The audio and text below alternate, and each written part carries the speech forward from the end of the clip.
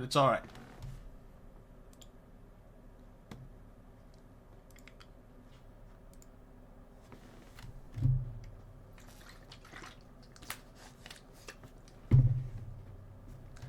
Alright, again, I'm a noob. It's beating Minecraft. I have not beaten it, I don't think, ever. So we're going to watch this great video. This is me, entering the portal room just 23 minutes. And we're going to learn how to beat Minecraft, hopefully. Already got pulled up. We just got to lock in. And I've got my computer is trash.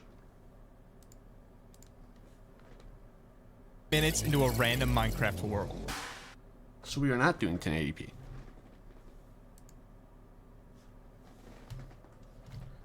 Alright, This is I don't get anything to write it down, but we're gonna learn ball. But just 5 days earlier, I didn't even know how to get there in under an hour. And so to understand how I learned to beat the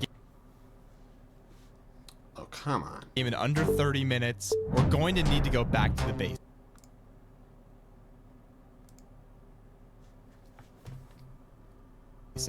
This is how I learned how to speedrun. Alright, let's cook chat.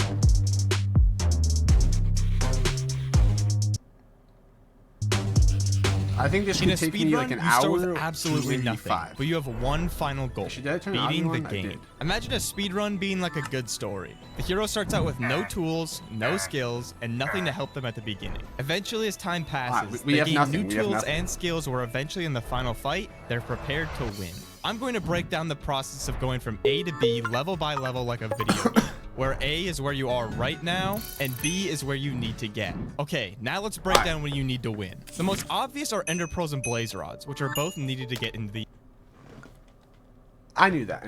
Yeah. But then you need a way to kill the dragon, so you'll need some beds to deal damage quickly. But then again, what does that all matter if you never get to the nether? So to kick this off, let's start from the beginning at level 1.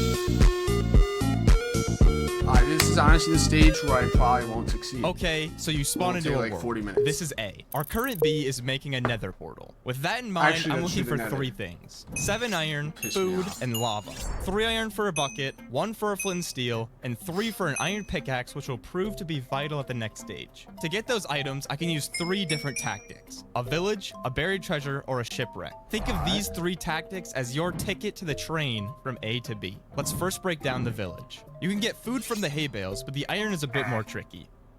An iron golem gives between 3 and 5 iron. So to make up the difference, you can either get lucky with a blacksmith or trade for a bucket. You take the wheat from hay bales, trade it to a farmer for 3 emeralds, then trade those to a fisherman for a bucket of cod. Low-key, I think I'm just gonna go with the iron golem. As for the lava, you have to either find a surface lava pool or a pool in a cave. Village seasons are usually consistent, but they're typically slower than the other 2. Next is the buried treasure, which is typically found through the F3 screen's pie chart. You set the chart to game renderer, level, and to be fair, we spawned right next to a village, so... entities. Lower your render distance and entity distance, and look for a spike in the graph by spinning around. Imagine this chart is a metal detector. Yeah, if it passes over a chunk of metal in it, it beeps. Similarly, if you look at a chunk that contains block entities such as a buried treasure chest, the orange section of the graph will spike. So if it spikes, something is in the chunk at the very corner of your screen. You'll always find the chest at the chunk coordinates 9, 9. So if you dig down and there isn't a chest, it's not in that chunk. In that chest, you'll find food like cooked salmon and cod, as well as iron, gold, and maybe some TNT or diamonds. That takes care of food and iron, but you're probably wondering how you find a lava pool in the middle of the ocean. Say hello to the magma ravine, the greatest thing Minecraft has since removed from the game. I'll detail how to make a played this in a while.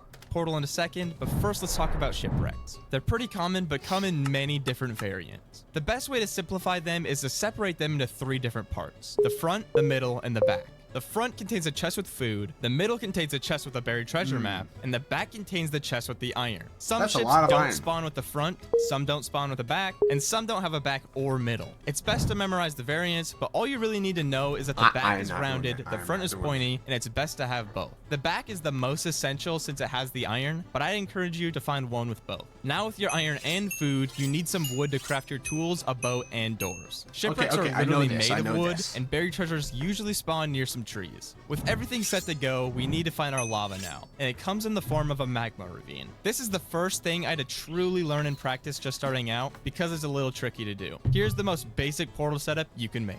I usually like to offhand the bucket, and then when we go down, we want to take our pick, mine this first magma in the L shape. Door, door, door. So door for breathing here. 2 doors as like the backstop right here. We're going to be placing lava against this. You want to take that block you just got. You can hit pick block, place it right there. Now you have an air gap to grab the lava. You want to grab the first lava, put it on the side. Grab the lava under this magma block, put it on the side. Grab the corner block right there, put it there.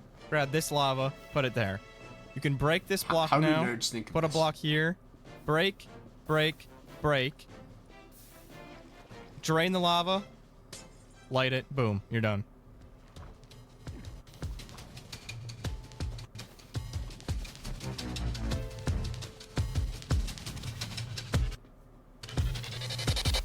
I don't think I'm gonna do that, but you know, we'll wait and see.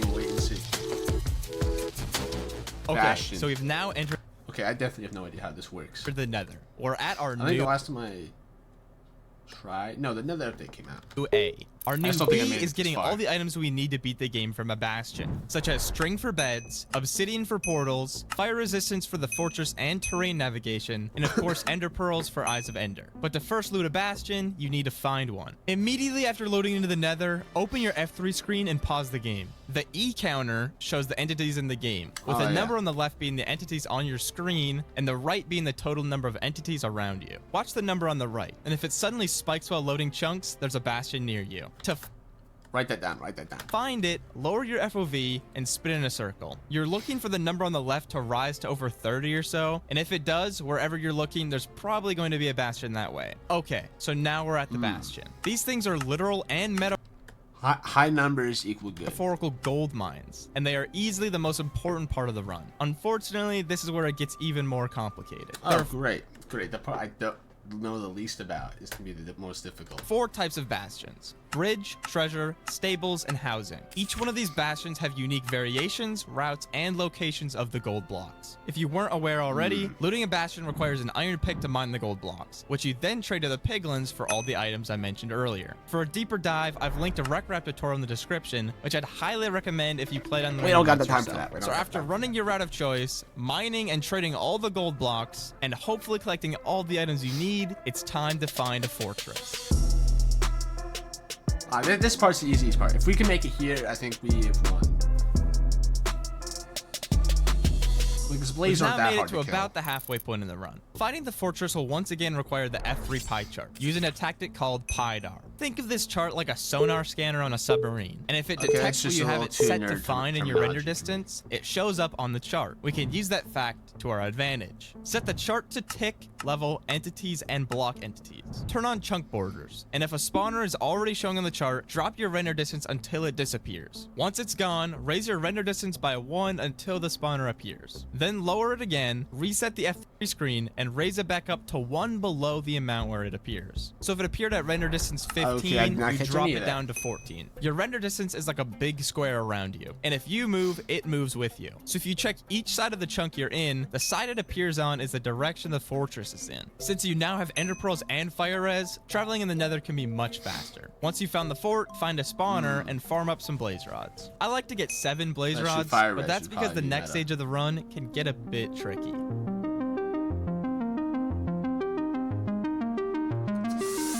That's true. Now, with all the things you need to beat the game, you need to actually get to the end of the game. Luckily, speedrunners like Ninja Brain have come up with genius ways to find it super fast. You'll want to exit the nether somewhere in the ballpark of these coordinates here, and once you've done so, you need to measure your eyes. Strongholds spawn in rings, and there are 3 in the innermost ring. The reason you go to the coordinates is because it gives you the highest chance of being close to one of these strongholds. The process boils down to lining your crosshair perfectly with the left side of the inside pixel of the eye. The left of the inside of the... and then entering your exact viewing angle into a calculator that finds the stronghold. There's a whole lot of complicated math behind the scenes, but that's way out of the scope of this video. I'll have tutorials linked for how to measure the eyes as well in the description. After throwing 1 or 2 eyes, you should have the exact We're just going to coordinates of the stack up on stronghold, eyes eventually, along with the coordinates in the nether as well. If you got 20 or more obsidian from the bastion, you're in luck, because 1 block in the nether equals 8 in the overworld. So if you run to the coordinates given to you in the nether, you should be reaching the final level 8 times quicker.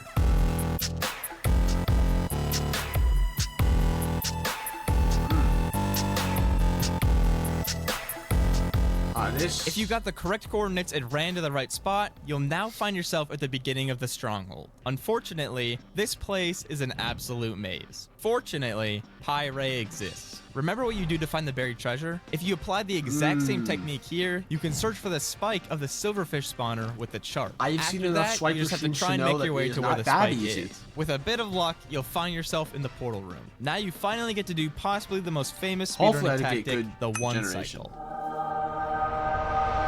Once you've filled in the portal and have entered the end, this is where things get real. Immediately make your way to the fountain and place obsidian like this. For the one cycle, you'll be placing exploding beds right here to kill the dragon. The pillow of the bed is where the blast comes from. So if you trigger the explosion when this little box in the dragon's head passes over it, you'll deal max damage. So then all you have to do is wait for a perch and the rest is history, right? Well, now I just have to do all that quickly. So on day 1, I practiced everything I needed to learn to complete a run, like building a magma portal, routing a bastion, and one cycling the dragon. On day 2, I started out by learning even more bastion routes, then started doing some real runs for practice. My big goal was to beat the game in under 30 minutes, and I managed to get a 35...